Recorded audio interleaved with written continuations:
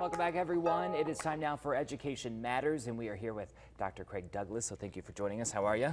I'm well, thanks. How are you, Blake? I'm doing great. Good. It's good to be here with you. And so today we're talking actually low testing, low national state test scores, especially for elementary and secondary students. So the news comes after, of course, the pandemic, and we had the disrupted in-person learning. So just remind us what kind of things our schools went through during the pandemic. Well, and they're still feeling the ripple effects from it. I'll be honest with you, being in schools right now. But if you think back, it was March 13th of 2020, and the governor and many other states did the same thing. They shut schools down. And it was out of concern because of the pandemic. And I don't know about you, but I know at the time I thought, well, this is maybe going to be a few weeks. Well, it turned out to be the whole rest of that school year.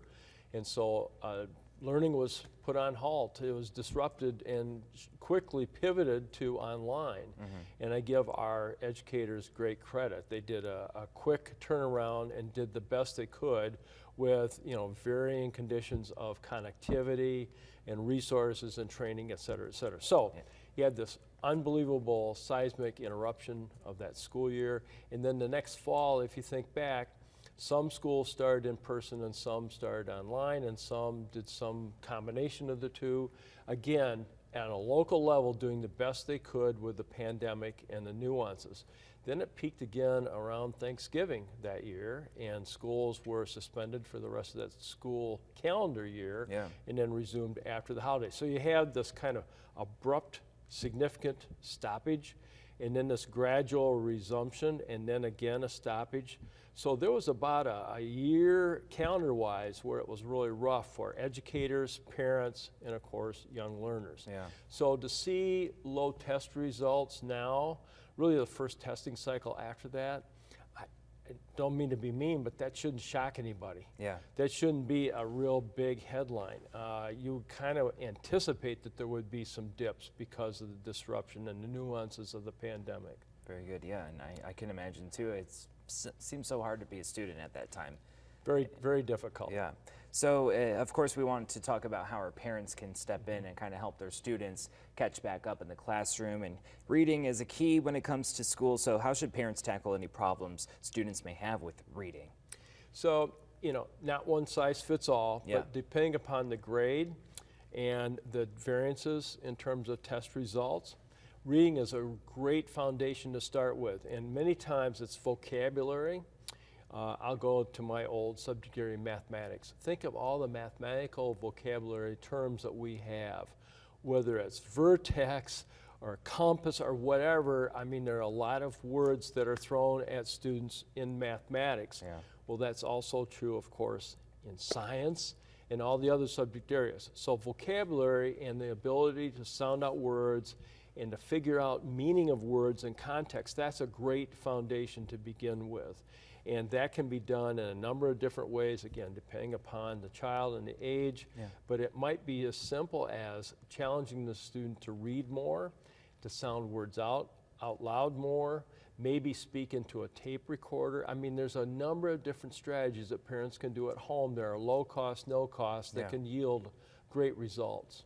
So overall, and you gave a great example with reading specifically, or math, or what have you, if something's not working, how can parents start finding new ways to work with their student? I think try again, different techniques. And the best resource for expertise is the local teacher. And ask the teacher, all right, what are you seeing in the class? What do you suggest I do at home? What are some innovative ways that we can go about this? So it's not repeating the same strategies, but trying some new strategies. I mentioned the tape recorder.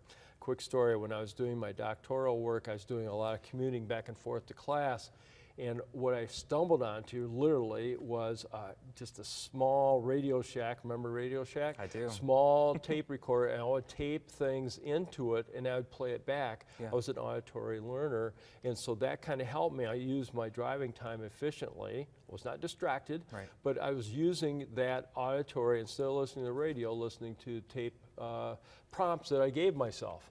So, you know, trying to find in a resilient way, ways to crack through and find ways to help that student learn. Very good. And I know you said, the headline that test scores are down should be no surprise, but it could still get at a student's core, really bring them down. How can parents motivate them to keep going? Well, I think the key is any test score is a snapshot. Yeah. It's not a movie. Okay. It's a snapshot. It's a picture in time. We all have times where we, do better than expected or worse than expected. I use the game of golf as a great example. If I tee it up and nail a first drive, that doesn't necessarily mean I'm great with a driver. And it's the same thing with test scores. If I have a particularly strong test or a particularly weak test, it's a snapshot. And the students got to continue to have that growth mindset. Growth mindset meaning you're always in a state of improving. Yeah. You're always adding to your knowledge. You're always challenging yourself in new ways. That growth mindset can add a lot. Motivating the student, especially if they get a discouraging test score, that's very important, and parents are, I think, in a great position to help that student cope with it. Very good. Dr. Douglas, thank you for your time this morning. We appreciate it. This has been very great. Of course, if you want more information about today's topic, you can check out the lifestyle page that's on our website, WNEM.com.